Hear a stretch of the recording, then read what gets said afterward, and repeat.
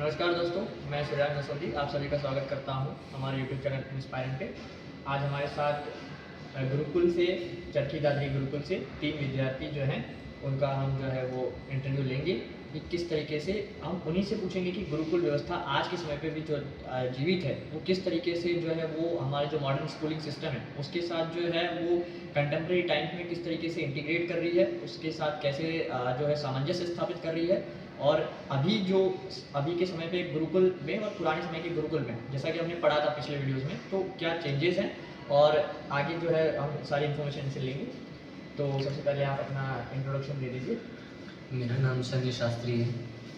मैं शास्त्री कक्षा में से पास आउट हो चुका हूँ और मैं दिल्ली से हूँ। मेरा नाम ब्रह्मचारी सत्यम आर्य है और मैं कक्षा 10वीं का छात्र हूँ और मैं बहादुरगढ़ से रहने वाला हूँ। मेरा नाम ब्रह्मचारी पुनीत आर्य है। मैं कक्षा 11वीं में पढ़ता हूँ। मैं प्रॉपर रोहतक से बिलोंग करता हूँ। तो मेरा पहला प्रश्न ये है कि अभी अगर किसी को गुरुकुल में एडमिशन लेना हो तो क्या क्वालिफिकेशन चाहिए रहते हैं और कौन सी कक्षा में जो है वो डायरेक्ट एडमिशन होता है। जैसे कि पिछली बार जब हमने वीडियोस में देखा था कि अलग अलग वर्णों के लिए अलग अलग जो है वो गुरुकुल में बना रखा है कि ब्राह्मण जो इस एज में एडमिशन लेंगे, क्षत्रिय। तो अभी के समय पे क्या है? अभी जी ऐसा कुछ नहीं है। बाकी हमारे शास्त्रों के अनुगत ऐसा बताया गया है कि जन्म से तो सभी शुद्ध होते हैं, कर्म से देखा जाता है, कर्म से आदमी कर्म कैसे। तो 6ठी क्लास से लेकर 9वीं तक तो एडमिशन होते हैं। वो पेपर लेते हैं आचार्य जी और फिर उससे ऊपर जो आचार्य जी खास मतलब अपने पास बुला करके सख्त निर्देशन से उसकी परीक्षा होती है, मौखिक परीक्षा। हाँ। और ये आप लोगों ने कब एडमिशन लिया था? मेरे को 13 साल हो गए गुरुकुल में पढ़ते। मैं 2014 से पढ़ रहा हूँ गुरुकुल में। मतलब कौन सी कक्षा में आप गुरुकुल में? मैं 6ठी में गया था जी। मतलब 6th क्लास से एडमिशन शुरू हो जाता है गुरुकुल में जी। और आपको ऐसा कैसे लगा कि गुरुकुल में जाना चाहिए? जैसे बाकी बच्चे जो है वो दूसरे स्कूल्स में जाते हैं, मॉडर्न स्कूल्स में, तो गुरुकुल ही क्यों चुना आपने? भारतीय संस्कृति को जानने के लिए और हमारे धर्मशास्त्रों में क्या लिखा गया है, क्या पढ़ा गया है, ठीक है, ये सब चीज़ों का अध्ययन करने के लिए मैं गुरुकुल में गया था।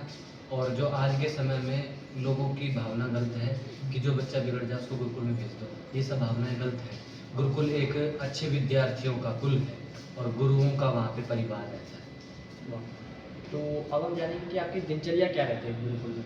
दिनचर्या जी सुबह 3:50 पे बच्चे उठ जाते हैं, मंत्र पाठ करके, पानी आदि पी करके और शौच आदि से निवृत्त होकर के व्यायाम आदि करते हैं। फिर उसके बाद नहा धो करके हवन, संध्या हवन करते हैं, ईश्वर भक्ति। फिर उसके बाद ब्रेकफास्ट होता है। फिर उसके बाद 8 बजे से लेकर के और 1 बजे तक विद्यालय, फिर भोजन, फिर उसके बाद रेस्ट मिलता है 1 घंटा बच्चों को। और जो 10वीं और 12वीं कक्षा है उनको एक्स्ट्रा टाइम होता है पढ़ाई का उस समय। और फिर उसके बाद कार्य करके दोबारा से शाम को खेल होते हैं, बच्चे अपने अपने गेम करते हैं। और फिर उसके बाद नहा करके फिर ईश्वर भक्ति शाम की, फिर भोजन किया, फिर थोड़ी देर टहलते हैं, फिर उसमें संस्कृत श्लोकों का गान करके, फिर उसके बाद स्वाध्याय करते हैं, सेल्फ स्टडी करते हैं, फिर उसके बाद सो जाते हैं, मंत्र बोलते हैं 9:30 बजे। 9:30 बजे सो जाते हैं और उठते कितने बजे? सुबह 3:50 पर। सुबह 3:50 पर उठ जाते हैं जी। और आपको गुरुकुल में सबसे अच्छा क्या लगता है कि जो आपको ऐसा लगता है कि भाई गुरुकुल से मुझे ये गुरुकुल में मुझे सबसे ज़्यादा प्रिय चीज़ है जो कि लोगों से अलग बनाती है? गुरुकुल में एक तो सबसे अच्छी चीज़ है कि हम जल्दी उठते हैं और सबसे अच्छी चीज़ है कि हम रोज़ हवन करते हैं।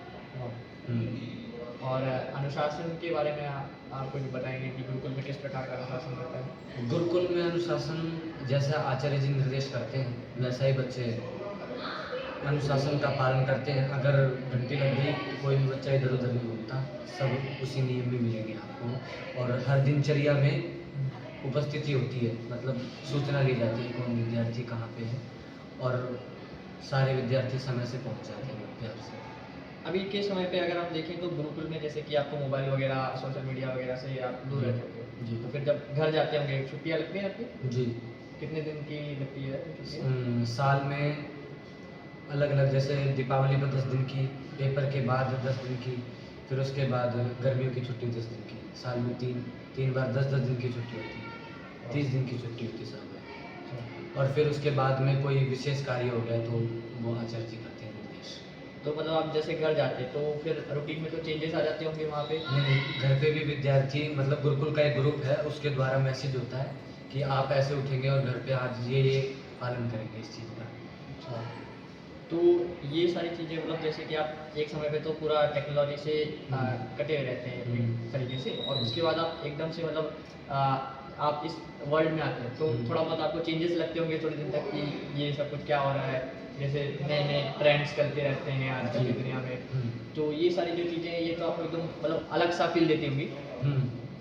तो नहीं, पहले भी जैसे हमारे जो वेदांती शास्त्र है उनमें ये सारी बातें नहीं थे कि समाहित, उनमें ये सारी बातें कि ऐसी टेक्नोलॉजी पहले भी थी। हाँ। अब जैसा बताते हैं कि जो एरोप्लेन था उसका राइट ब्रदर्स हाँ वो आविष्कारक हुए एरोप्लेन के, पर ऐसा नहीं था। हमारे पुराने टाइम में, प्राचीन टाइम में भी जो रावण जी थे उनके पास पुष्पक विमान था और अन्य अन्य बहुत ज़्यादा टेक्नोलॉजी पहले टाइम में भी। और अब जैसी जो टेक्नोलॉजी चल रही है आज के टाइम में जितने भी साइंटिस्ट है ना, वो ज़्यादातर सभी चीज़ों को छोड़कर, पृथ्वी पर जितनी भी चीज़ें सभी को छोड़कर वेदों पर वो ज़्यादा अपनी वो कर रहे हैं। और आप कौन कौन से विषय पढ़ते हैं गुरुकुल में? संस्कृत व्याकरण, हाँ 2 सब्जेक्ट होते हैं इसमें, संस्कृत साहित्य और संस्कृत व्याकरण। एक अंग्रेजी, संगीत भी पढ़ते हैं, 10वीं से ऊपर वाले विद्यार्थी संगीत भी पढ़ते हैं, और शारीरिक विज्ञान, गणित, भूगोल, पॉलिटिकल साइंस। मतलब आप ये वाले सब्जेक्ट भी जैसे मैथ, साइंस, इंग्लिश जो कि हाँ, ये वाली 10वीं क्लासेस है तक। ये भी चलती है, और साथ में जो एक्स्ट्रा में संस्कृत है और म्यूजिक है, ये सारी भी चीज़ें साथ साथ में चलती है।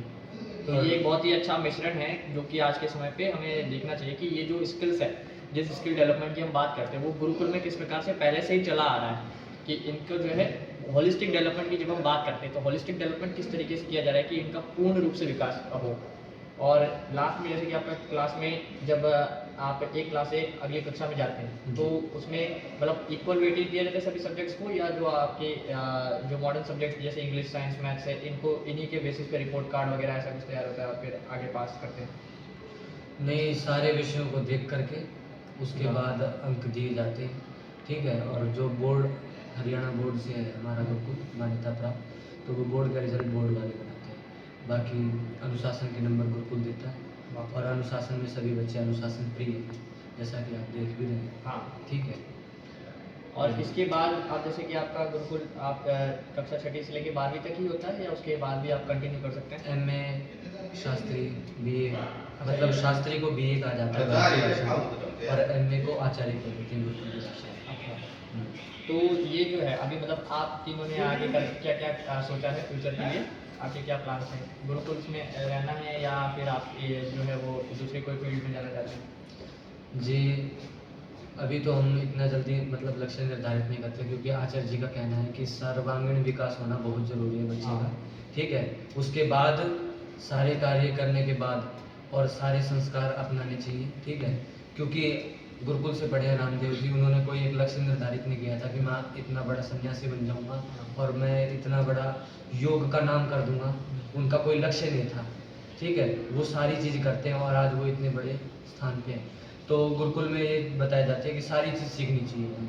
बाकी सबका एक अलग अलग लक्ष्य होता है, कोई प्रोफेसर बनना चाहता है, कोई संस्कृत लेक्चरर बनना चाहता है, कोई स्पोर्ट्समैन बनना चाहता है, कोई इंडियन आर्मी में जाना चाहता है, कोई लेफ्टिनेंट बनना चाहता है, सबके अलग अलग लक्ष्य है।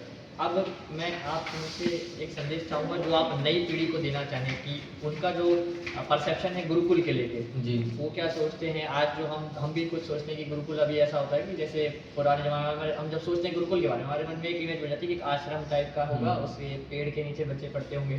तो अभी का गुरुकुल के बारे में आप नई पीढ़ी को क्या बताना चाहेंगे, और एक संदेश जो है हमारी नई पीढ़ी के लिए जो कि इस सब चीज़ों से वंचित है?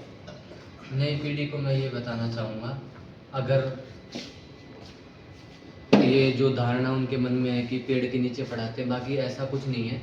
हम भी कक्षाओं के भीतर बैठ करके आराम से पढ़ते हैं और आचार्यगण आसन पे बैठ करके पढ़ाते हैं। आज भी वैसी ही शिक्षा है, लेकिन उसमें थोड़ा सा बदलाव हो चुका है। पहले हम आर्ट्स पाठ विधि से पढ़ते थे, अब हम जो मॉडर्न एजुकेशन है उसको भी साथ में लेकर के पढ़ते हैं, और सांस्कृतिक और जो धार्मिक विचारधारा है उसका भी हम अध्ययन करते हैं। समय समय से हमारे आचार्य लोग वैदिक शिक्षा का भी ज्ञान हमें देते रहते हैं समय समय पे। तो मैं बाहर वाले बच्चों को यही बताना चाहूँगा कि आप गुरुकुल में आएँ और वहाँ पे विजिट करें और आप देखें कि वहाँ किस प्रकार से अच्छे संस्कार दिए जाते हैं, क्योंकि आज बाहर स्कूलों में मोटी फीस दे करके बच्चे संस्कार नहीं सीख पाते। संस्कार नहीं सीख बच्चे डॉक्टर बन जाते हैं, लेकिन वही शिकायत आती है कि उस डॉक्टर ने लीवर चोरी कर लिया। लेकिन गुरुकुल का विद्यार्थी ऐसा नहीं मिलेगा।